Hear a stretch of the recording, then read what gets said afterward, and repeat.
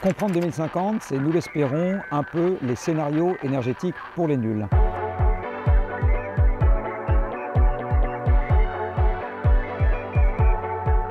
Comprendre2050.fr, ça permet de vous apporter un contenu qui soit à la fois large et pluraliste sur la transition bas carbone. Comprendre 2050, c'est 150 décryptages à terme, organisés autour de 23 grandes thématiques qui sont accompagnées de mots-clés de la transition, qui sont définis et vulgarisés et disponibles dans un glossaire. Comprendre 2050, c'est tout un programme. Lorsque Negawatt, le Shift Project et l'ADEME travaillent chacun sur des scénarios prospectifs pour imaginer quels sont les chemins pour atteindre la décarbonation, et ça nous donne la responsabilité de donner des clés de décryptage pour voir les points communs, pour voir les différences, pour voir les points de vue, les perspectives de ces différents exercices de prospective.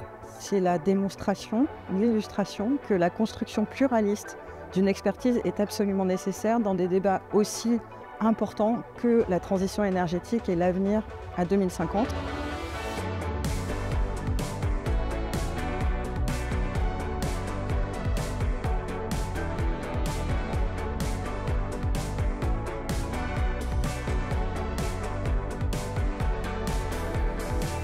Ce site internet, il vise à décrypter les scénarios, c'est-à-dire en gros à expliquer aux profanes ce qu'il y a à l'intérieur. Alors les gens que nous visons particulièrement avec ce site, c'est la presse, c'est les enseignants, c'est les chercheurs, c'est les étudiants, c'est-à-dire des gens qui ont besoin, dans le cadre de leur activité, de s'intéresser à des scénarios et de comprendre un peu ce qu'il y a dedans. La plupart des journalistes, moi y compris, on n'a pas de formation scientifique et puis surtout, en fait, on a très peu de temps. L'écart de connaissances qu'il y a entre ce que produisent les scénarios modélisés et ce que nous, on est capable de faire et de retranscrire à notre audience, il est en fait très important.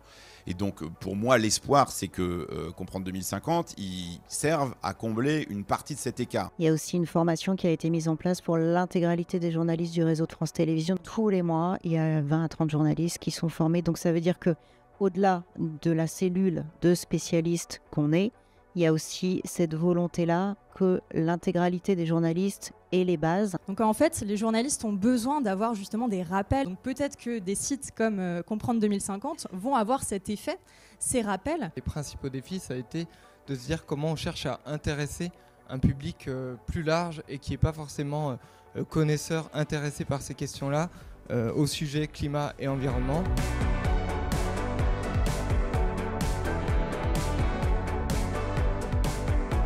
C'est ça, Comprendre 2050, c'est à destination de tous ceux qui veulent décrypter l'avenir plus durable. Nous sommes ravis à l'association Negawatt d'avoir participé à ce projet et particulièrement dans des temps où l'expertise est parfois remise en question. Rappelons qu'un scénario, c'est juste une histoire qui est aussi vraisemblable que les hypothèses qu'on utilise et les lois qu'on a mis à l'intérieur, mais c'est utile de savoir à quoi ça ressemble quand il y a beaucoup de gens qui en discutent.